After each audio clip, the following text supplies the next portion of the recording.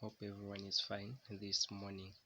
So today we are looking at schistosomiasis as one of the conditions in medicine that we are dealing with, and it comes as an endemic, for it affects a large group, so to speak, of the population. So this is schistosomiasis. You remember that it is just one of the worm infestations that we have been to talk about. So it is under the class of trematodes.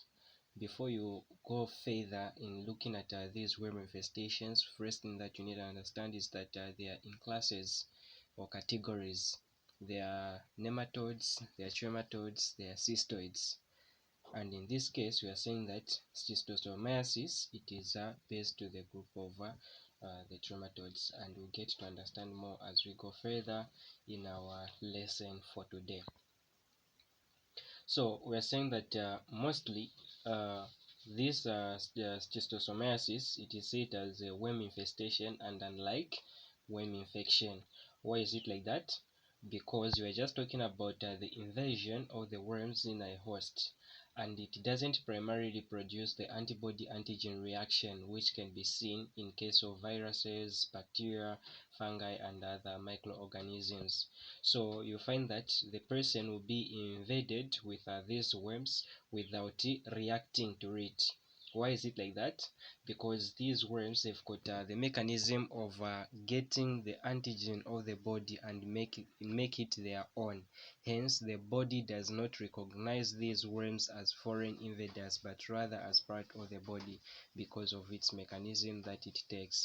That's why we are saying that it is not an infection, but rather an infestation, just the invasion, but the body is not going to react to it. And this is the reason why most of the times the person can be invaded with these worms but without showing signs and symptoms, because there is no that antibody-antigen reaction. Remember, inflammation, it comes as a result of an invasion, and it is from this inflammation where the possible signs and symptoms are going to be detected. Now, in an instance whereby the body cannot recognize this as a foreign invaders, whereby it can't produce the antibody-antigen reaction, it is possible that the person can be invaded without showing the possible signs and symptoms whilst having the presence of this worm. Or sometimes due to the complications that may arise, that's when you can able to see mild signs and symptoms or complaints about the presence of this worm. So according to the incidence in this case, we are talking about which age group, or rather which population is mostly affected by this worm infestation, so-called schistosomiasis, or what in English is said to be bilharzia in layman's language. But in this case, we are talking about schistosomiasis. It's just the same, and bilharzia is just in the layman's language. So we're saying that mostly this infestation, it comes due to the contaminations of food or water, or the direct take of fecal oral route, which is contaminated with the worm. But mostly, as we are going to talk about the predisposing factors, or rather the transmission, you find that it can only be transmitted when the person comes in contact with the water that is infected, or rather that is contaminated with this parasite or the worm. So in this case, or what we are talking about, any contamination may lead to the occurrence or the starting of this condition, the schistosomiasis. And sometimes we're saying that it comes due to the habit of licking fingers or thumb sucking, or children under the age of 5 are the most commonly affected population. Why is it like this? When you come in contact with a contaminated water, so to speak, you touch that water, you find that the hands are going to be contaminated. And before you wash your hands, you suck your fingers in the mouth, like it is with children who are under 5 years of age. They are the most victims that are affected by this. They have an habit of licking or sucking their thumbs or their fingers, which can end up making them being prone to the occurrence of this schistosomiasis. So what you are saying is that contamination, which can be due to the coming in contact with the contaminated water, can lead to this. And we're saying that it's not only that these victims that have been said here are the only people who can manifest with this schistosomiasis, but in this case what you're talking about, they're just at the more risk of it because of their habit of sucking their fingers. And poor sanitation, infective environment, warm moist atmosphere can also be the cause of a higher invasion of this schistosomiasis. So all what we are talking about, it is about contamination can lead to the schistosomiasis. So there are types of the causative agents of schistosomiasis, and you are going to find that mostly this is an examinable topic, and they are going to ask you about the types of the organisms that can cause schistosomiasis. Remember, schistosomiasis is just a genus, or schistosoma is a genus of the types of worms that can cause the bilharzia.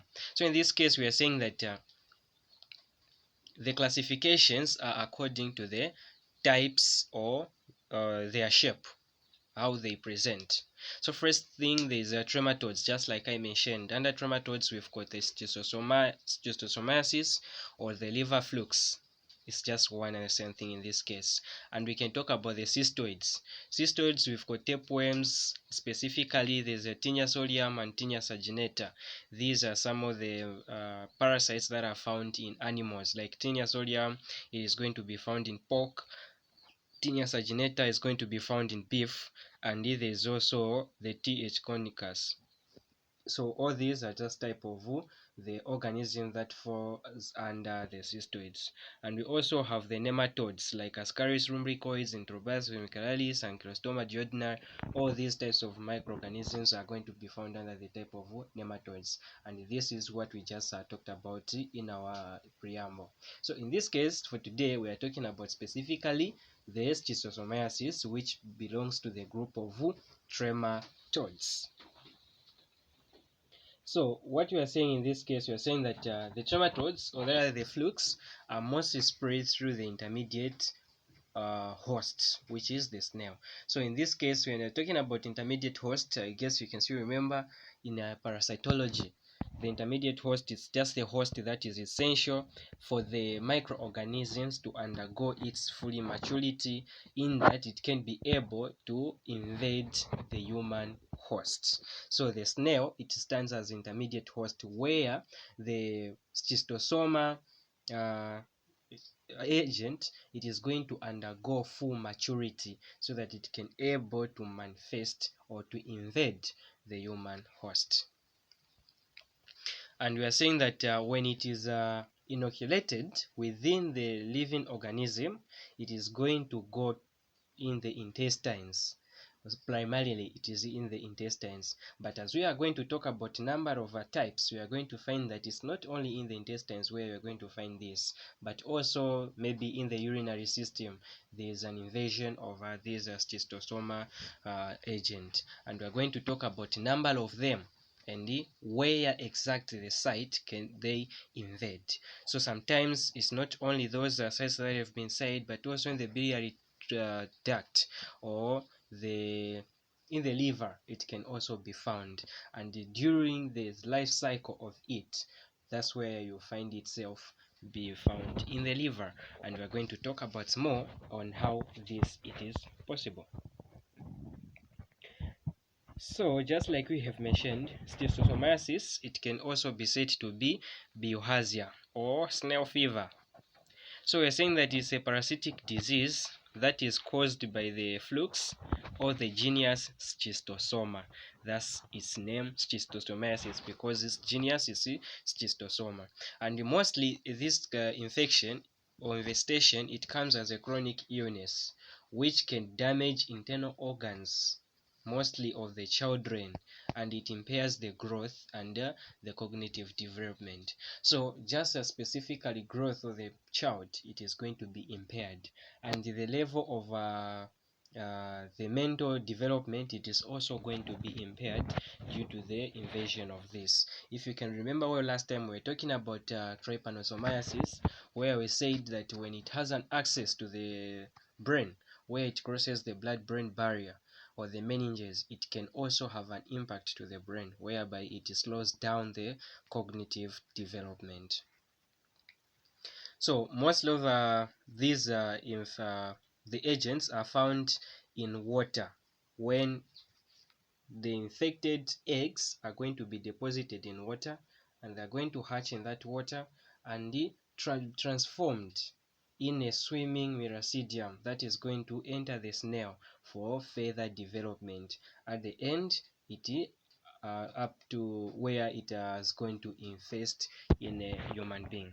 But all this, never mind, it is going to be talked about when you're looking at the life cycle of it.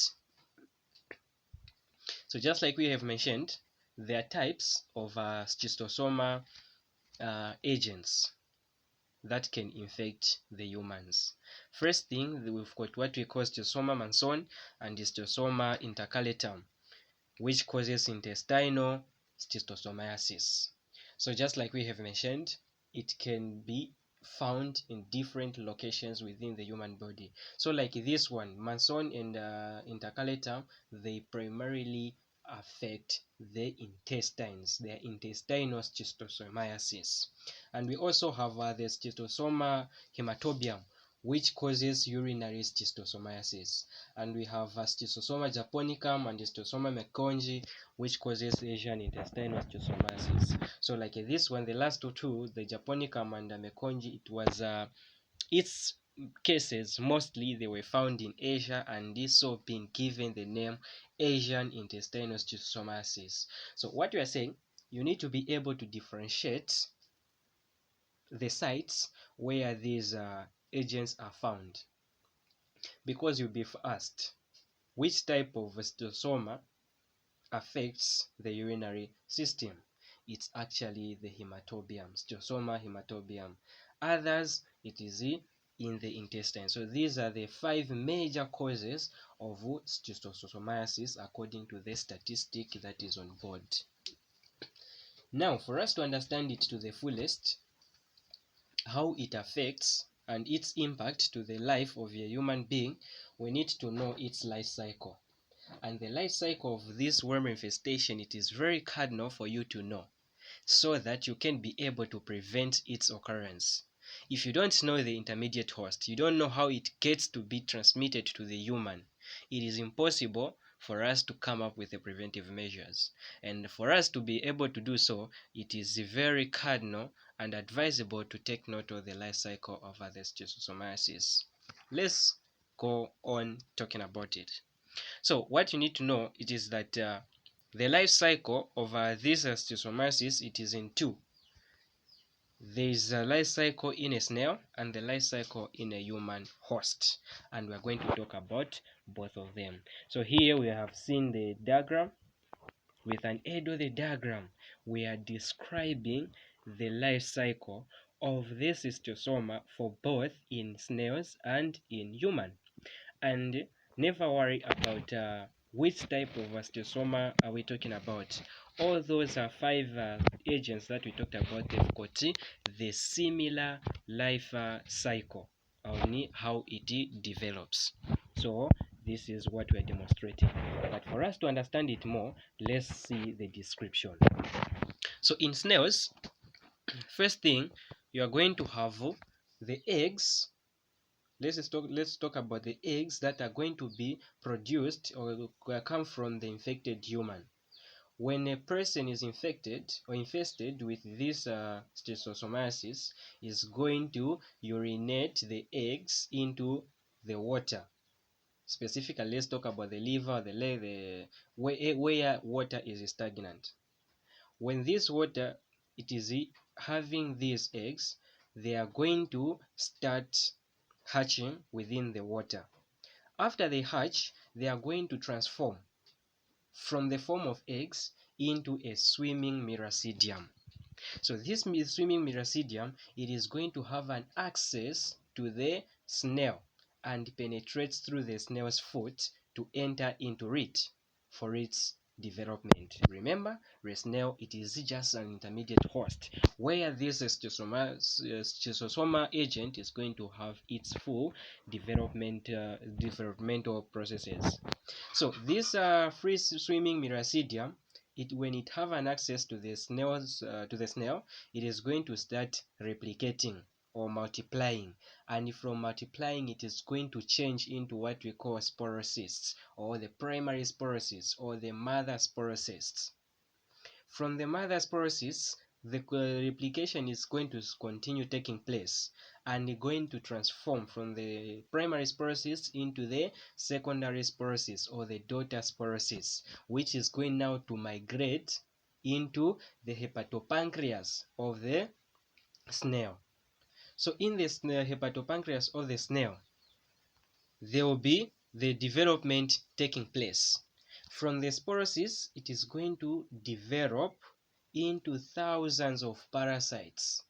And these parasites are now going to change from the secondary sporocysts into what we call cercaria. And it is this cercaria now which is essential or capable to penetrate through the human skin. Remember, its mode of entry, port of entry, it is just through the skin of the human. But for it to be able to have an access, it has to be developed at the level of these cercaria.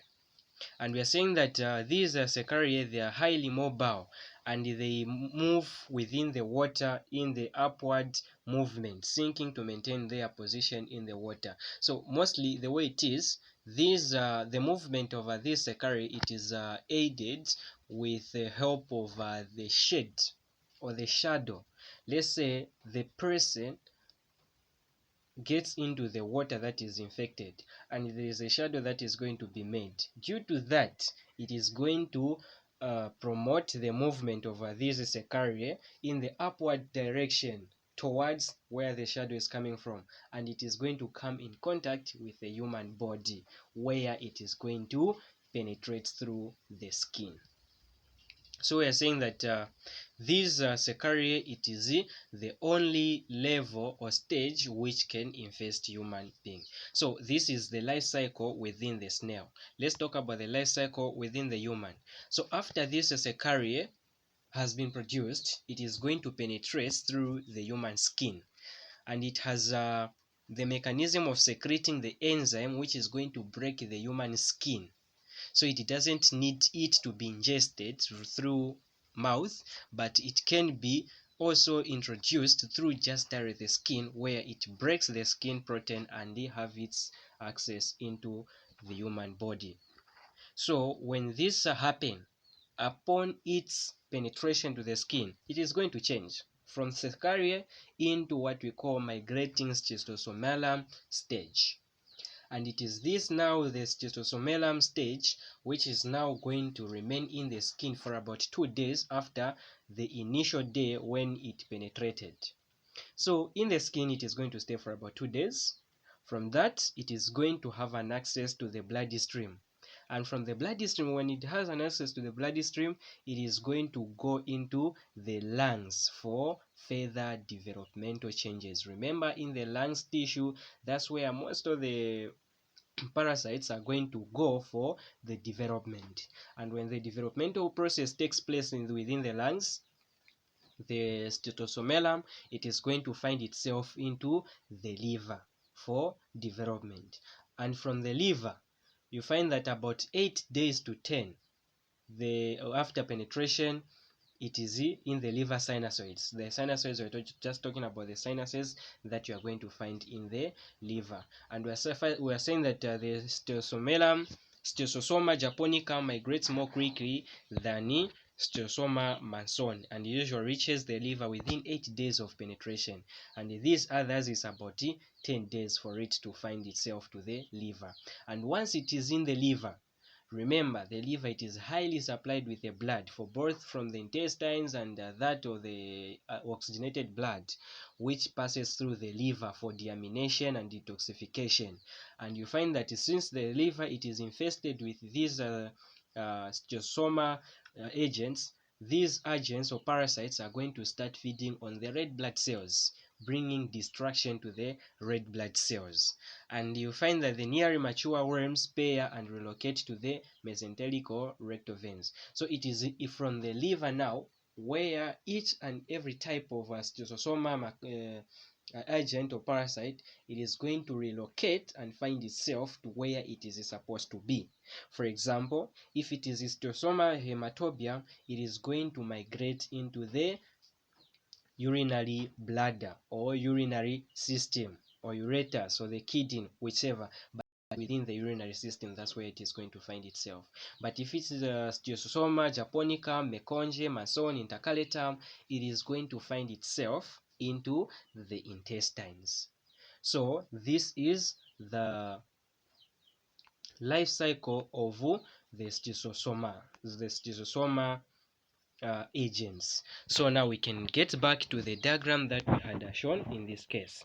So this is what we were talking about. So in the human, we can see from human we are going to have the secariae that are going to change into the migrating schistosoma, and in the liver, from the lungs, that's when they are going to go in the liver. From the liver, now they are going to migrate into their specific sites. If it's japonicum, it is going to be found in the intestines. If it is hematobium, it is going to be found in the urinary system. And from the urine or the intestines, the parasites eggs are going to be deposited in the water, and the snail, it is going to pick it up again for the developmental stage. And this is what we have been talking about in this case. Okay,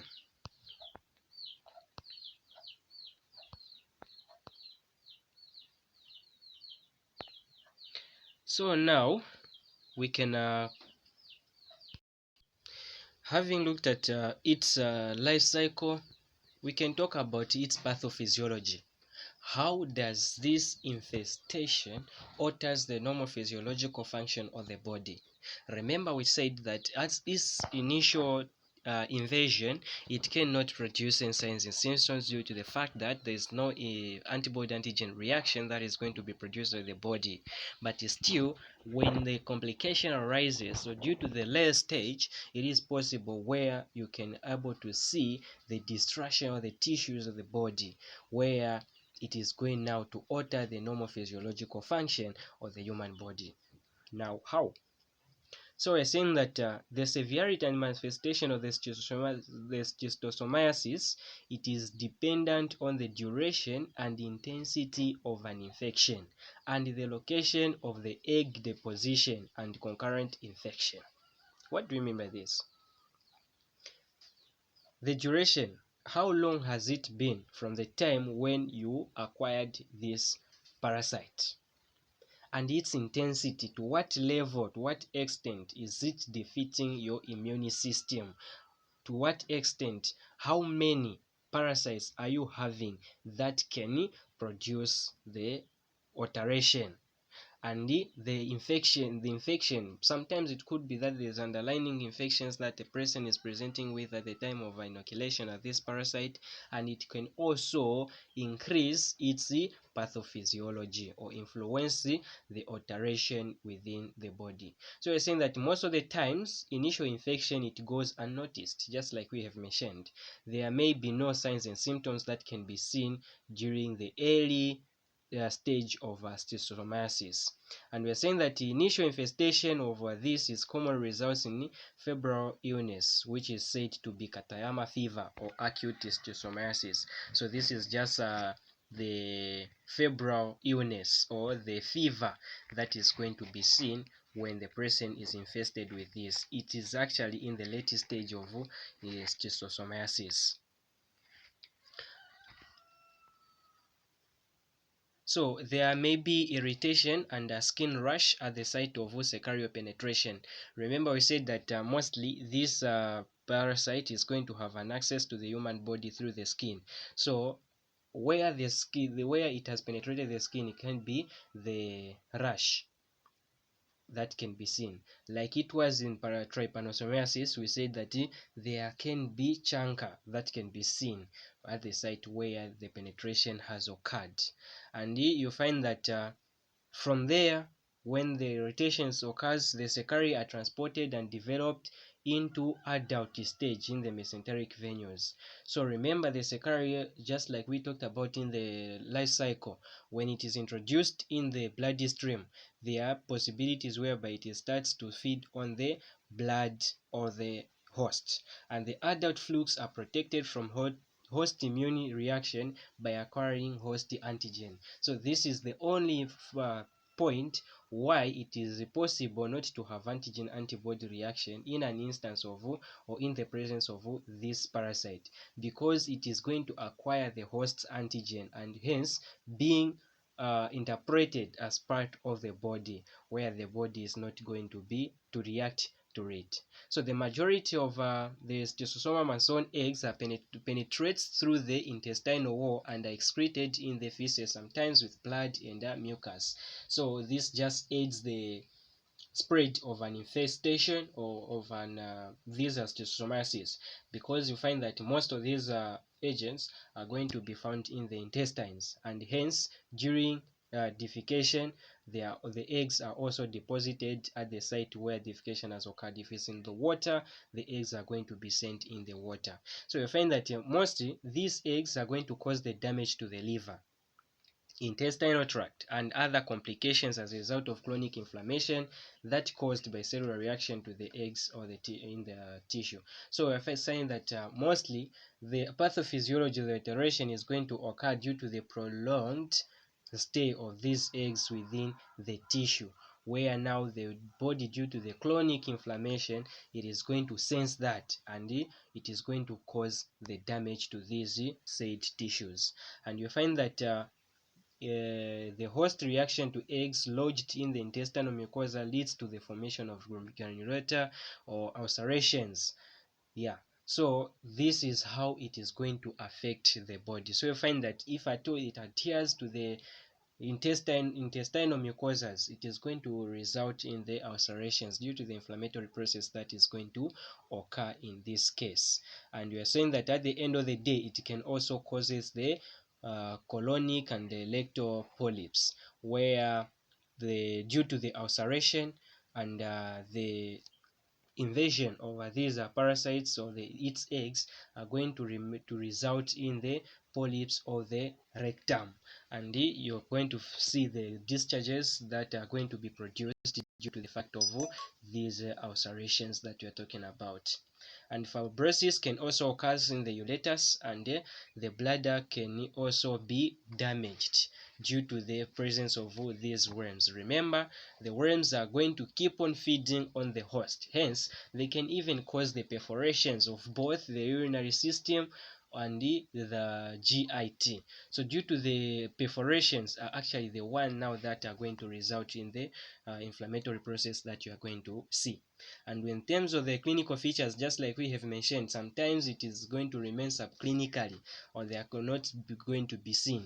Sometimes it's the Katayamas fever that we are talking about, and in the late stage now of it, you are going to see the abdominal pain that is going to come due to the fact of the destruction of the intestines. There will be perforations that are going to be caused. So the perforations on their own, the ulcers on their own, they are going to result in the abdominal pain. Cough can also result due to the fact that there will be invasion in the lungs. So the perforations in the lungs can result in the cough reflux, hence coughing can occur. Diarrhea can occur due to the invasion of the intestinal mucosa. So due to the irritation in the intestines, then diarrhea can also result. Then eosinophilia is just an increment or elevated amount of white blood cells that are essential in the fighting against the infection. So they are going to increase due to the infection that can occur for the prolonged inflammation that the person is presenting with. Fever can occur due to the infection that can come due to the immune suppressed that can be caused by the presence of these parasites. And fatigue can also result due to the fact that the blood vessels, the blood cells are being fed on by these parasites. Hence, there will be the physiological function of the blood is going to be altered, leading to fatigue. Hepatosplenomegaly, which is just the enlargement of the liver and the spleen, it is also going to occur. Why? Because there is an invasion of these parasites to these organs. Hence, when inflammation occurs, it is going to lead to the tissue perfusion, or rather the seeping of the fluid from the blood vessels into the tissues of these organs that I talked about, hence leading to the swelling of the liver and the spleen. Also genital sores, mostly if at all this person is invaded by the schistosoma hematobium, where it is found in the urinary system, it can lead to the ulcerations within this urinary tract, leading to genital sores. And lesions can be caused by schistosomiasis, and the problems after schistosomiasis, like infection itself, they are going to be a result. Due to the fact of this invasion, other microorganisms are going to take opportunity of this body or advantage, and they can be infection itself of schistosomiasis infestation and the other infections that can be seen. Also skin symptoms, just like we said, you can see the rash, dermatitis due to the invasion of this parasite. Then when it comes to the diagnosis, the possible diagnosis that you can take, you can do history taking. There will be the history of hematuria, which is the presence of blood in the urine due to the fact of ulceration in the UTI when the person is invaded by the schistosoma hematobium. Then there can also be the stool or urine examination to rule the presence of the eggs of these parasites. You can also do tissue biopsy. Like for example, we talked about one sign and symptoms of genital sores. So you can scrub and get the tissue from the genital area and rule for the presence of the eggs that can be deposited by this parasite. And then in terms of the treatment, the drug of choice, it is praziquantel, which can be given to the person who is presenting with this schistosomiasis, and the dose is given here. You can do 20 milligrams per kg body weight. That can be given to the person with this schistosomiasis, and the dosage it has been presented in this the slide. You'll be able to see the dose that can be applicable. Then the side effects of this drug includes dizziness, headache, abdominal cramps, transient nausea, malaise, and drowsiness. So in this case, you need to put nursing implications in order to manage these side effects. For example, headache, you can give the painkillers so that you can at least relieve the headache.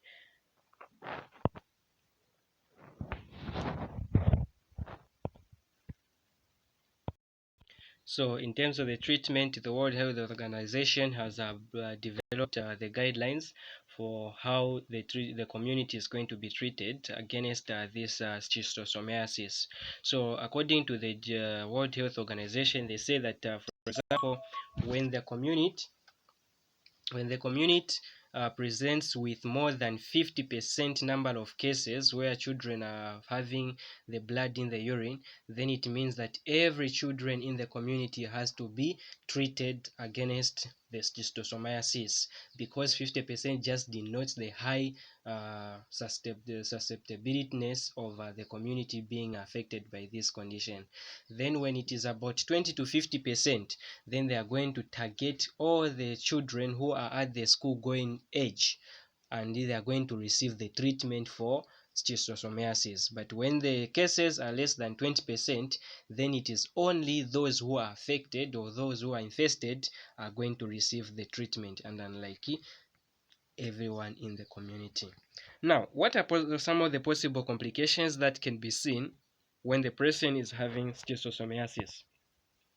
The complications can come at the later age or stage of schistosomiasis, just like we have talked about.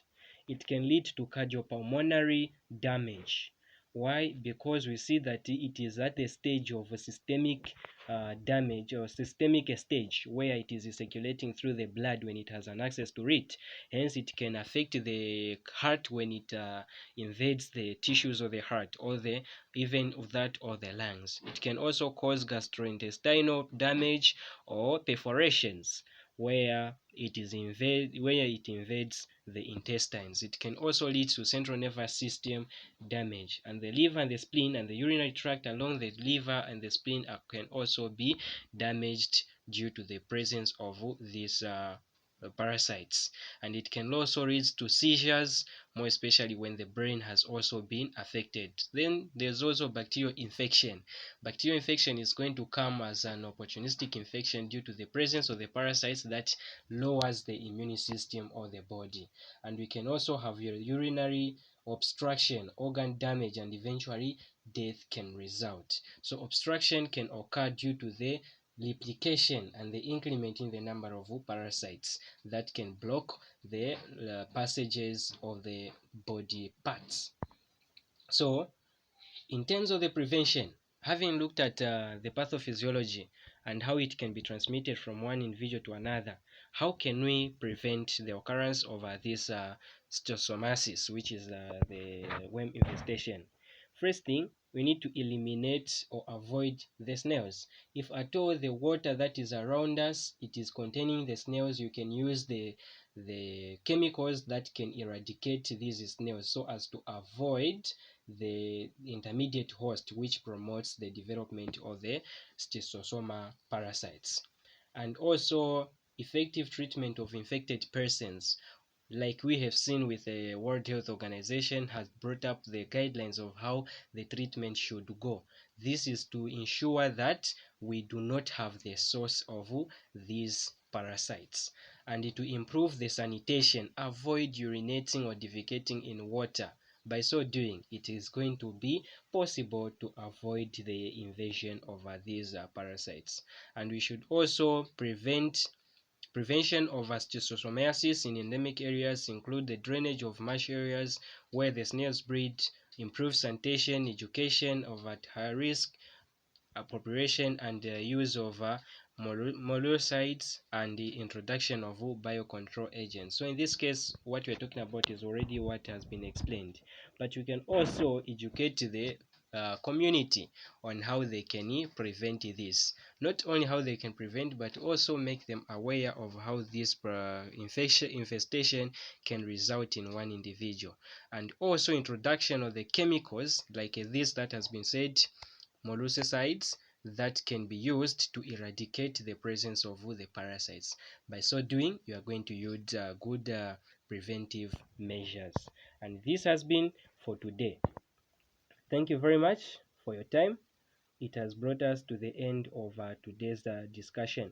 Remember, we have been talking about schistosomiasis, which is a worm infestation primarily that affects the intestines. We talked about the agents that actually plays the role in the infestation of this schistosomiasis. And we talked about the life cycle of schistosomiasis, also not forgetting the pathophysiology of how it alters the normal physiological function of the body. And we went on to talk about the possible clinical manifestation that can be seen in the late stage of the schistosomiasis.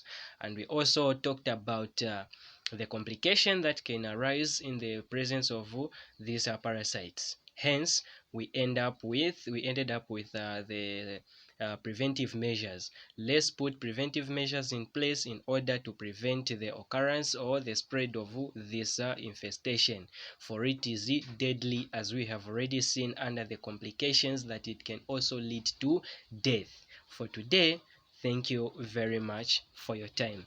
Be a successive student.